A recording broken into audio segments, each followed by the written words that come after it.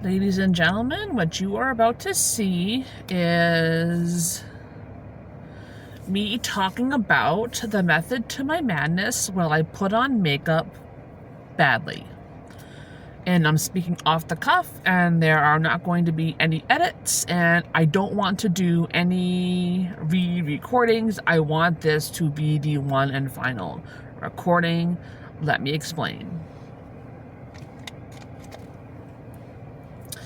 So, if you know anything about me, you know that I have OCD, and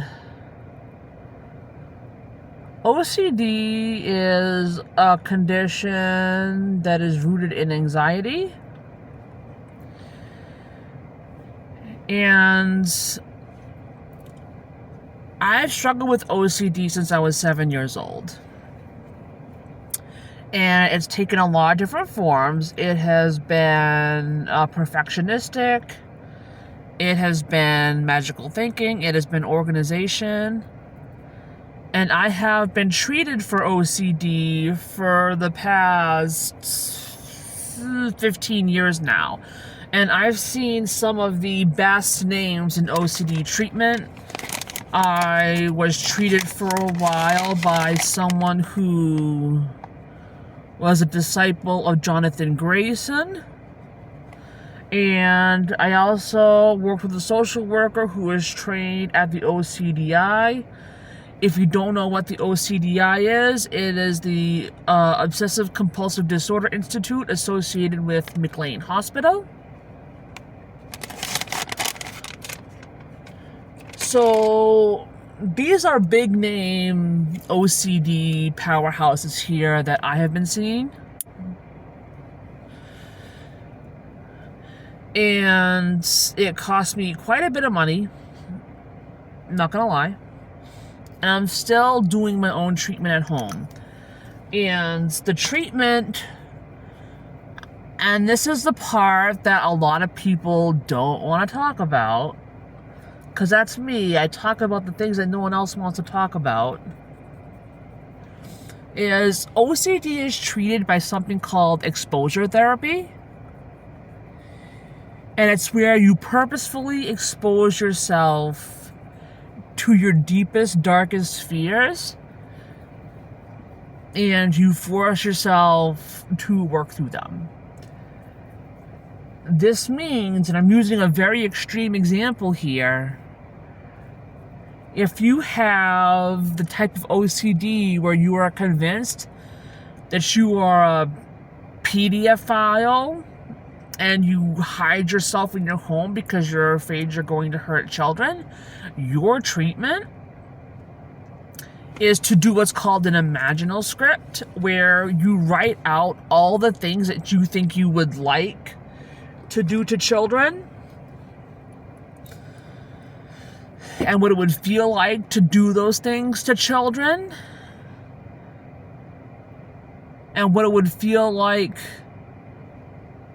to be arrested to do those things, and to go to jail, and to lose your family. And all of those details. And the idea is that you force yourself to go through this until you're eventually desensitized to it. And when I first started making videos, I thought, well, they have to be edited. I need a green screen. I need to do notes and scripts. And they need to sound good. I need to work on my filler speech. I need to work on my accent. I need to do all of these things. And what happened was I wasn't making videos at all. And like, what the heck is the point then? Like, I used to tell, when I would help do resumes for people, I used to tell them that the imperfect resume that gets sent in has a way better shot of getting you a job than an imperfect resume that just sits in your folder. And I've decided that having these curated, edited videos is going to take time. I need to work on my editing, I'll work on my speech, I'll work on the multitasking like I'm doing now. But like I said in an earlier video, I just wouldn't do any of these things because of my perfectionism. If it's not perfect,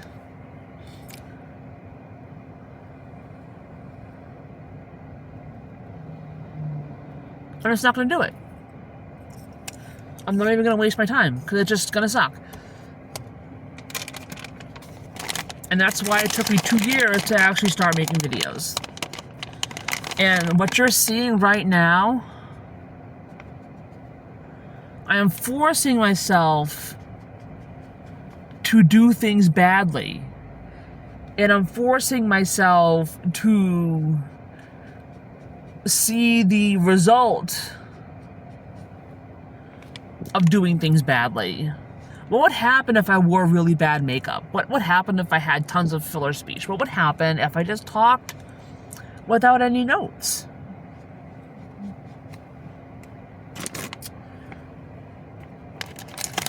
And that's also why in my videos you will see that I'm always in my car. I actually own a green screen. I could start using the green screen, but I'm not ready to do the setup in my apartment yet. So you know what? If I'm going to do videos, I'm going to do them in my car. I'm always in my car. Because I'm pretty much always at work or going to appointments or gymnastics or whatever.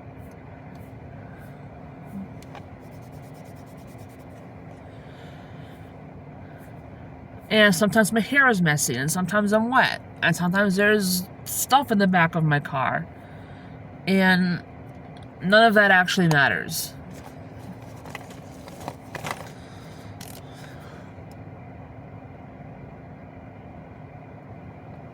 And this is not showing up, but that's okay.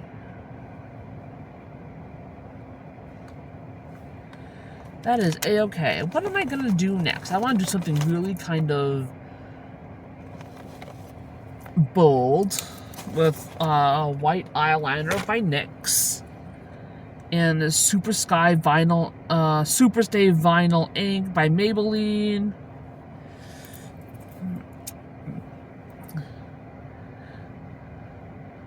Over time, I want to get myself to the point where I can do video editing and use my green screen and use my own photos as a green screen with the green screen effect by, and I actually do know how to do that.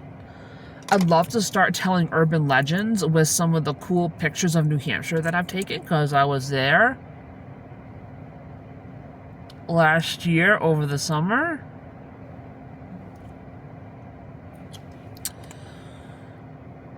And so I have big dreams for this channel, but I'll never unlock them until I overcome the initial perfectionistic OCD that I struggle with.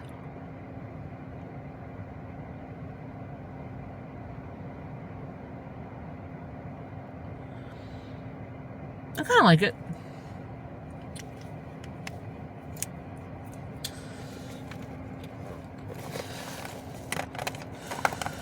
So, okay, I just put on a lippy. I don't care. I'm gonna go over it with this.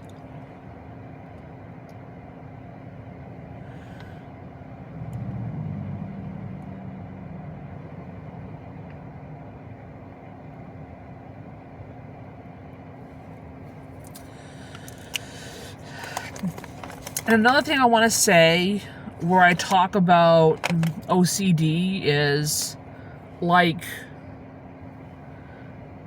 exposure therapy is the standard treatment for OCD.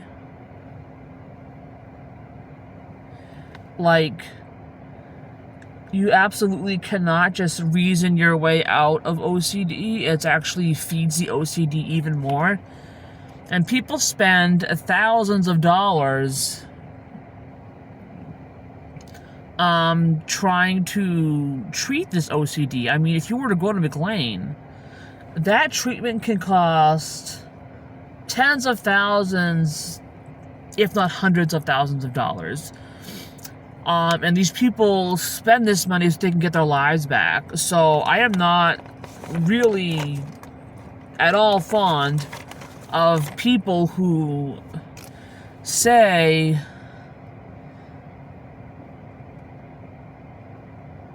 that their OCD is a superpower and they like their OCD. It's a part of their personality. And I'm like, that's such an insult to the people who are at McLean Hospital who suffer from OCD that like ruins their lives, when someone who likes to organize their drawers at work calls themselves OCD. Just don't do that.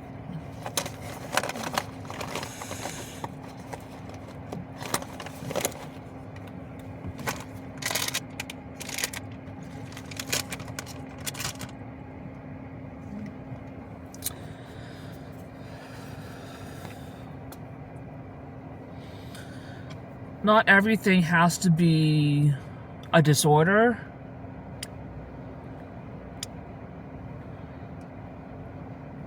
Some things could just be flaws or neutral personality traits.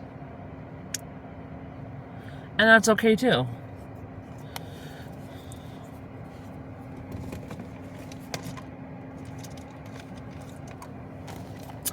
I am almost done. I think I've said really what I want to say. I think I've accomplished my main goal. But I hope that when you watch my videos, you can kind of have a better appreciation for why they look so unedited. It's for OCD treatment. I'm purposefully uploading janky videos to practice uploading and facing the consequences and seeing the reaction and breaking the spell that perfectionism has on me. I hope that you enjoyed this and can relate to this. I actually don't hate this makeup look. I definitely wouldn't necessarily wear it in public, but I kind of like it. I actually might wear it in public because I won't have makeup wipes. I may have to go buy some. Anyway, thank you so much for listening. I hope you enjoyed it, and I'll see you in the next video.